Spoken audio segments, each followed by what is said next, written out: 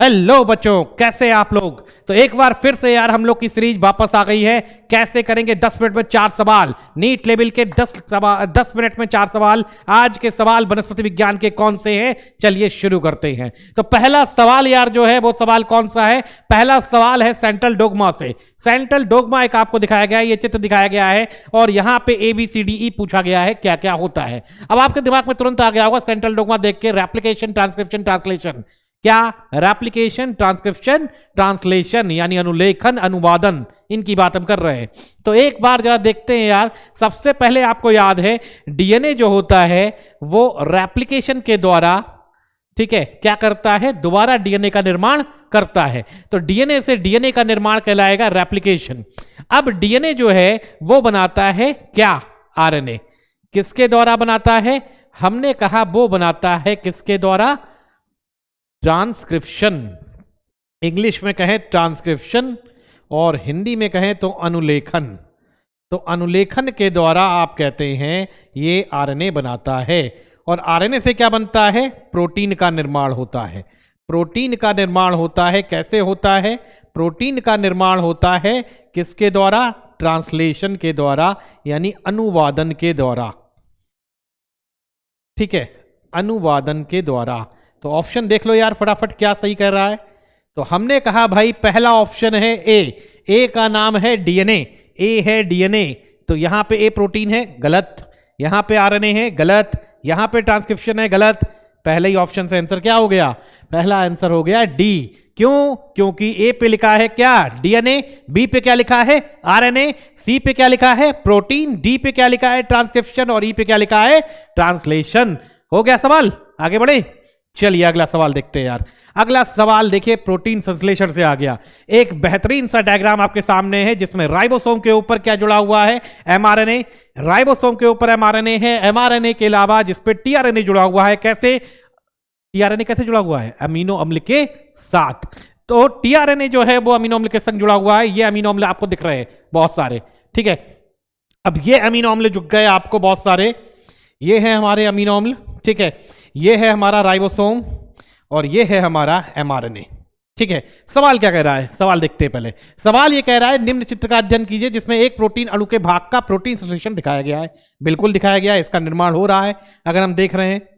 अब mRNA-2 को संश्लेषित करने पे डीएनए का स्ट्रैंड है, ये mRNA-2 है, ये है नीचे mRNA-2, और इसको बनाने वाला डीएनए कौन सा होगा। तो mRNA-2 क्या होता है, mRNA-2 है यार GAA। अब GAA का उल्टा क्या हुआ, CTT।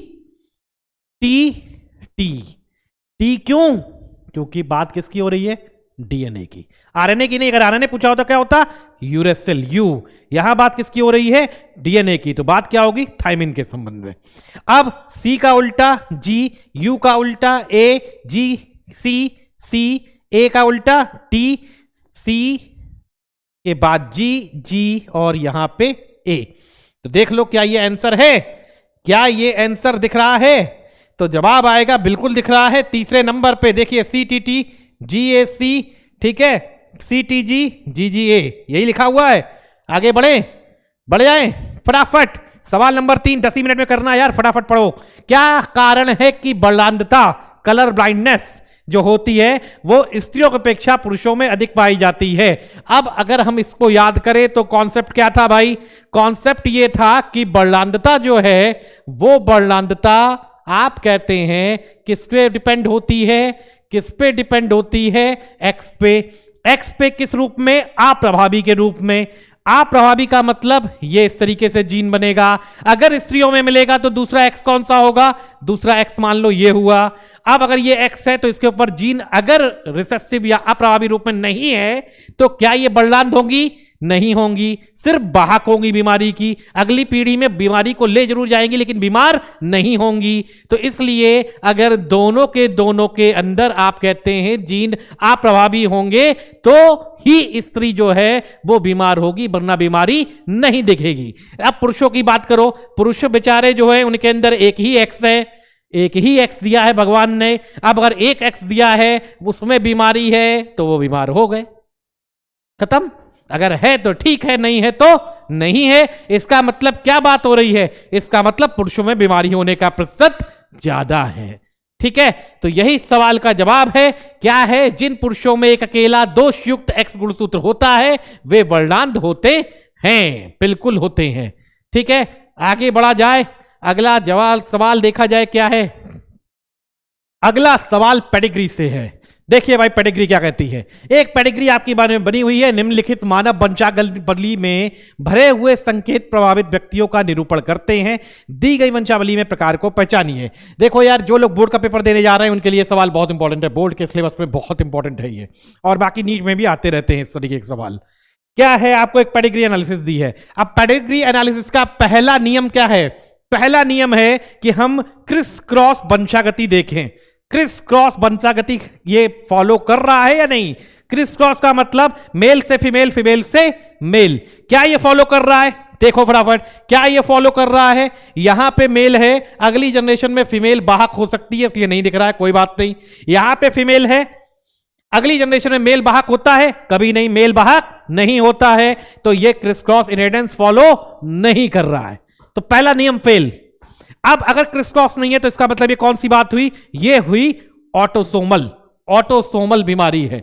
तो ऑटोसोमल है, सहलन को तो काट दे यहीं पे। अब अप्रभावी या प्रभावी देखना इसमें से है। आइए देखते हैं, क्या पेरेंट्स प्रभावी है? क्या पेरेंट्स में दोष है? बिल्कुल है।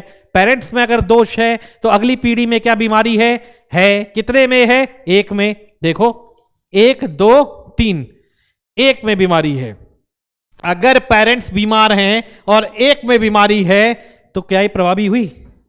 क्या ये प्रभावी हुई? Less than 50%। 3 में से एक बच्चे में बीमारी है, 3 में से एक में बीमारी है, इसका मतलब ये अप्रभावी है। क्योंकि प्रभावी होती तो 50% या उससे ज्यादा बच्चों में दिख रही होती। ध्यान रखना, ये कॉन्सेप्ट बहुत इंपॉर्टेंट है। तो अगर पेरेंट्स बीमार हैं और 50% या मोर आपको सेकेंड जनरेशन में दिखती है तभी वो प्रभावी है, वरना वो प्रभावी नहीं है। तो बिना सोचे समझे आप जवाब लगा दो पहले आंसर। आंसर क्या है? क्या है? ऑटोसोमल अप्रभावी। ये आंसर है, ऐसे ही बिना सोचे समझे नहीं। बिना सोचे समझे नहीं यार कोई जवाब।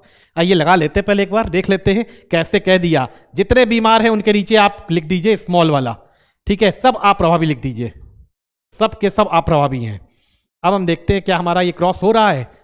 देखो हो रहा है, नहीं हो रहा है तो इसको दूसरे कलर से लिख लेते हैं, इससे। देखो यहां पे हमने लिख दिया कैपिटल ए स्मॉल है। ठीक है, ये नॉर्मल वाला है। अब नॉर्मल वाले के क्रॉस कराओगे तो क्या बनेगा? इससे स्मॉल ए भी बनेगा, कैपिटल ए स्मॉल ए भी बनेगा। तो ये है कैपिटल ए स्मॉल ए। ठीक है, ये बन गया कैपिटल ए स्मॉल ए। फिर एक बार इनसे स्मॉल ए बन गया। यहां पे भी कैपिटल ए देते हैं क्योंकि दोनों बच्चे बिल्कुल परफेक्ट हैं, कोई दिक्कत नहीं है। ठीक है, अब इधर वाले के क्रॉस करा लो। इन दोनों का क्रॉस हुआ, क्या बना? इन दोनों के क्रॉस से क्या बन रहा है भाई? इन दोनों के क्रॉस से ये बना।